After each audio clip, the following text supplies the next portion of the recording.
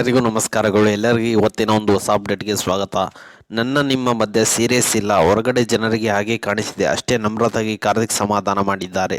ಮತ್ತು big boss Kannada 10 ಮನೆಯಲ್ಲಿ 50 ದಿನಗಳು ಕಳೆದ ನಂತರದಲ್ಲಿ ಸ್ನೇಹಿತರು ಹೆಲ್ಮೆಟ್ ಆದ ಬಳಿಕ ಕಾರ್ತಿಕ್ ನಮ್ರತಾ ಗೌಡ ಮಧ್ಯೆ ಸ್ನೇಹ ಅರಳಿತು. ಕಾರ್ತಿಕ್ ಅವರು ಹೆಲ್ದಿಯಾಗಿ ನಮ್ರತಾ ಜೊತೆ ಫ್ಲರ್ಟ್ ಮಾಡುತ್ತಿದ್ದಾರೆ.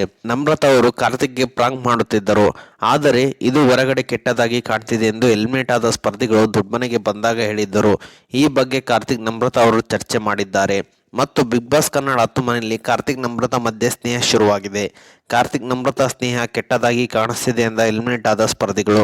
ಹೊರಗಡೆ ಕೆಟ್ಟದಾಗಿ ಕಾಣಿಸ್ತಿದೆ ಎಂದಿದ್ದಕ್ಕೆ ಬೇಸರ ಮಾಡಿಕೊಂಡ ಕಾರ್ತಿಕ್ ಮತ್ತು ನಮ್ರತಾ. ಬಿಗ್ ಬಾಸ್ ಮನೆಯಲ್ಲಿ ನಮ್ರತಾ ಕಾರ್ತಿಕ್ ನಡುವೆ ಸ್ನೇಹ ಅರಳಿತು. ಕಾರ್ತಿಕ್ ನಮ್ರತಾ ಅವರು ಪರಸ್ಪರ ಕಚಗುಳಿ ಕೊಟ್ಟಿಕೊಳ್ಳೋದು, ಇಬ್ಬರು ಕೈ ಹಿಡಿದುಕೊಂಡು ಕೂರೋದು ಹೊರಗಡೆ ಕೆಟ್ಟದಾಗಿ ಕಾಣ್ತಿದೆ ಎಂದು ಹೆಲ್ಮೆಟ್ ಆಗಿರುವ ಸ್ಪರ್ಧಿಗಳು ದೊಡ್ಡಮನೆಗೆ ಬಂದಾಗ ಪ್ರತ್ಯಕ್ಷ ಮತ್ತು ಪರೋಕ್ಷವಾಗಿ ತಿಳಿ ಹೇಳಿದ್ದರು. ಇದು ಕಾರ್ತಿಕ್ ನಮ್ರತಾಗೆ ಬೇಸರ ತಂದಿತ್ತು. ನಮ್ಮಿಬ್ಬರಿಗೂ ಯಾವುದೇ ಕೆಟ್ಟ ಉದ್ದೇಶವಿಲ್ಲ ಎಂದು ಇವರಿಬ್ಬರು ಹೇಳಿಕೊಂಡಿದ್ದರು. ಆದರೆ ಹೊರಗಡೆ ಕೆಟ್ಟದಾಗಿ ಕಾಣಿಸಿತು ಎಂದು ಗೊತ್ತಾದ ಬಳಿಕ ಈ ಸಮಸ್ಯೆ ಬಗ್ಗೆ ಮಾತನಾಡಿಕೊಂಡಿದ್ದಾರೆ.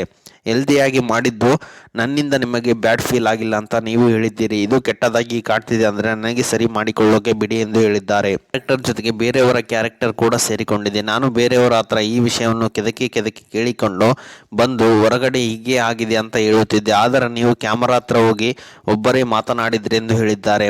ಒಂದು ವಿಷಯ, ನಿಮಗೆ ನಿಮ್ಮ ಕುಟುಂಬಕ್ಕೆ ಸಮಸ್ಯೆ ಆಗಬಾರದು, ಅದನ್ನು ಹೇಗೆ ಎಲ್ಲಿ ಹೇಳಬೇಕು ಅಂತ ಯೋಚನೆ ಮಾಡಿ ಹೇಳಬೇಕಿತ್ತು ಎಂದು ಹೇಳಿದ್ದಾರೆ. ಹೊರಗಡೆಯಿಂದ ಬಂದವರು ಈ ವಿಷಯ ಹೇಳಿದ ನಂತರದಲ್ಲಿಯೇ ನಿಮಗೆ ಹೀಗೆ ಆಗಿದೆ ಅಂತ ಗೊತ್ತಾಗಿದೆ ಎಂದು ಕಾರ್ತಿಕ್ ಹೇಳಿದ್ದಾರೆ. ನಿಮ್ಮ ಜೊತೆ ಹುಡುಗಿ ಇದ್ದಾಳೆ, ಪ್ರಾಂಕ್ ಮಾಡಬೇಡಿ ಅಂತ ನೀವು ಹೇಳಬಹುದಿತ್ತು. ನಾನು ಬಿಗ್ ಬಾಸ್ ಮನೆಗೆ ಬರುವಾಗ ಎಂಟ್ರೆನ್ಸ್ ಅಲ್ಲಿ ಜೊತೆ ಇದ್ದವರು ಅಂತ ಹೇಳಿದ್ದೆ ಅಲ್ವಾ. ಹೀಗೆ ಆಗುತ್ತೆ ಅಂತ ಹೇಗೆ ಗೊತ್ತಾಗುತ್ತೆ? ನನಗೆ ಇದರಿಂದ ಸಮಸ್ಯೆ ಆಗ್ತಿರಲಿಲ್ಲ. ನೀವು ನನ್ನ ಬುಲ್ಶಿಟ್ ಸ್ಟೂಪಿಡ್ ಮಾಡುತ್ತಿದ್ದೀರಿ.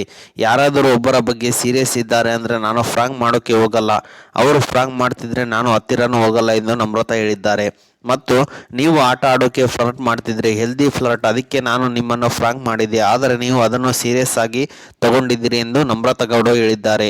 ನಮ್ಮ ನಡುವೆ ಸೀರಿಯಸ್ ಆಗಿಲ್ಲ, ಹೊರಗಡೆ ಆಗಿದೆ. ಇನ್ನು ಎಲಿಮಿನೇಷನ್ ಪ್ರಕ್ರಿಯೆ ವೇಳೆ ನಾಮಿನೇಟ್ ಆಗಿದ್ದ ಕಾರ್ತಿಕ್ ಅವರಿಗೆ ಬಿಗ್ ಬಾಸ್ ಮಾತನಾಡುವ ಅವಕಾಶ ಕೊಟ್ಟಿದ್ದರು. ಆಗ ಅವರು ಈ ವಿಚಾರವಾಗಿ ಮಾತನಾಡಿದ್ದಾರೆ. ನಮ್ರತಾಗೆ ಸಮಸ್ಯೆ ಆಗಿದ್ದರೆ, ಒಂದು ವಿಷಯದಲ್ಲಿ ಸಮಸ್ಯೆ ಆಗಿದ್ದರೆ ಅವರ ಕುಟುಂಬಕ್ಕೂ ಕ್ಷಮೆ ಕೇಳ್ತೀನಿ ಎಂದು ಕಾರ್ತಿಕ್ ಹೇಳಿದ್ದಾರೆ. ಆಗ ನಮ್ರತಾ ಅವರು ನೋನು ಕ್ಷಮೆ ಕೇಳಬೇಡಿ ಎಂದು ಹೇಳಿದ್ದಾರೆ. ಓಕೆ ಸ್ನೇಹಿತರೆ, ಇದು ಇವತ್ತಿನ ಒಂದು ಹೊಸ ಅಪ್ಡೇಟ್ ಆಗಿದೆ. ಈ ಅಪ್ಡೇಟ್ ನಿಮ್ಗೆ ಇಷ್ಟ ಆಗಿದೆ ಅಂತ ತಿಳ್ಕೊಂಡಿದ್ದೀನಿ. ಈ ಅಪ್ಡೇಟ್ ನಿಮ್ಗೆ ಇಷ್ಟ ಆದರೆ ಸಣ್ಣದೊಂದು ಲೈಕ್ ಮಾಡಿ, ಶೇರ್ ಮಾಡಿ, ಕಮೆಂಟ್ ಮಾಡಿ ಮತ್ತು ಇದೇ ರೀತಿಯ ಹೆಚ್ಚಿನ ಮಾಹಿತಿಗಾಗಿ ನಮ್ಮ ಚಾನಲ್ನ ಸಬ್ಸ್ಕ್ರೈಬ್ ಮಾಡಿಕೊಳ್ಳಿ ಸ್ನೇಹಿತರೆ.